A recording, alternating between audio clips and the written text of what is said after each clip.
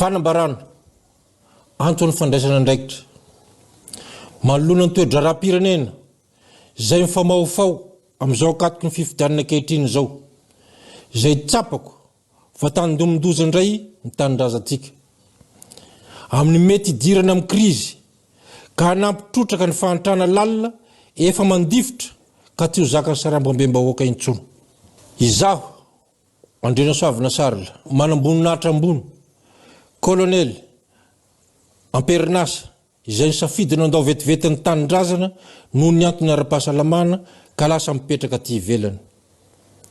Izay fantatrareo ny andraikitra ny raisiko sy ireo mpiara-dia tamiko tamin'ny taona 2024 sy 2025 reny ka nandraisako adidy teo amin'ny fireneko.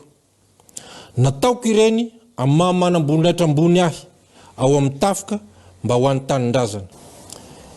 Eny ekeko nisy ireo faly nefa teo ihany koa ny nalahelo ka efa nasehoako ampahabe maso ny fifamelana tamin'ireo olona izay voakasika tamin'ireny raha reny ary rehareako kosa nefa ny zavatra vitako tsara tamin'ny fikatsahana ny tsaratsara kokoa ny fireneko kanefa dia maty momoka indray zany taty aoriana.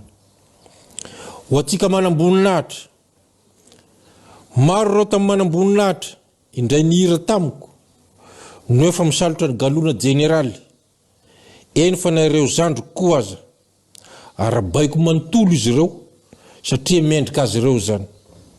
Ao ihany koa nefa ireo zay mbola tsy nahazo izany zay ankahereziko sy noako fa mbola azo ny anjarany noho ny fanompoanareo ity tanindrazana malalatsika ity rehefa tonga ny fotoana.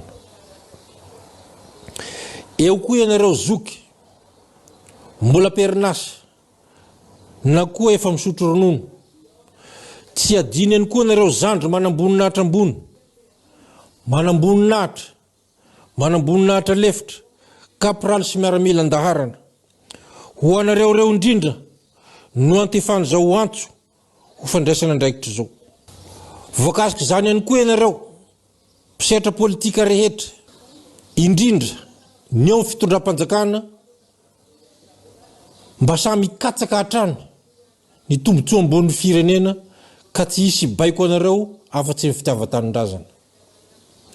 Tsy latsa-danja amin'ity koa ny fakasitrahako ka hamporisiko anareo fiarahamonim-pirenena rehetra ireo ray aman-dreny ara-panahy ny ray aman-dreny ara-drazana sy ny hery velona rehetra tsy mitandro asasarana hampanjaka ny rariny sy ny hitsiny isiany fiarahamonina milamina sy mirindra. Tsapako tena tsapako loatra ny fandraisanareo mpiara-mombonantoka vahiny izay tsy mikely soroka manampy sy mikaribaolana tsy mamely reriny vahoaka malagasy amin'ny alalan'ireo fanampiana fiaonana fanambarana maro satria izany tokoa ny tena namana.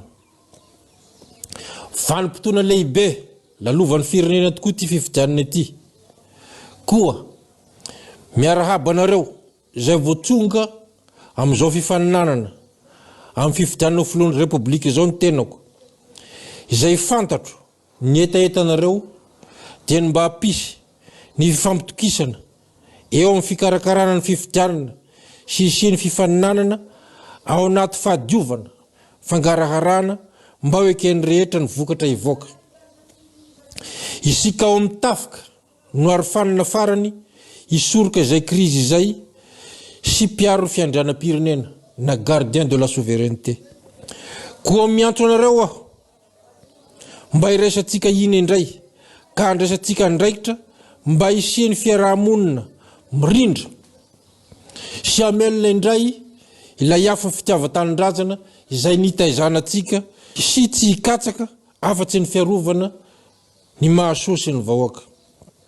Mbola tsy tara isika koa miantso anareo mpanao politika sy anareo nampindramina fahefana mba hiverina eo amin'ny fenitry ny lalam-panorenana na ny retour à l'ordre constitutionnel sy ny tena fanajana ny lalàna velona izay lala tokana hivoana mba hialana amin'ny fahampotena izay efa manangasanga sahady ka hampilamina ny firenena sy hatanteraka ny fifidianana amin'ny daty izay efa voatondro.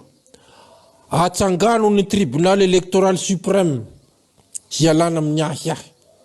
Izao dina ataoko ho fandraisana andraikitra ho an'ny fitiavan-tanindrazana.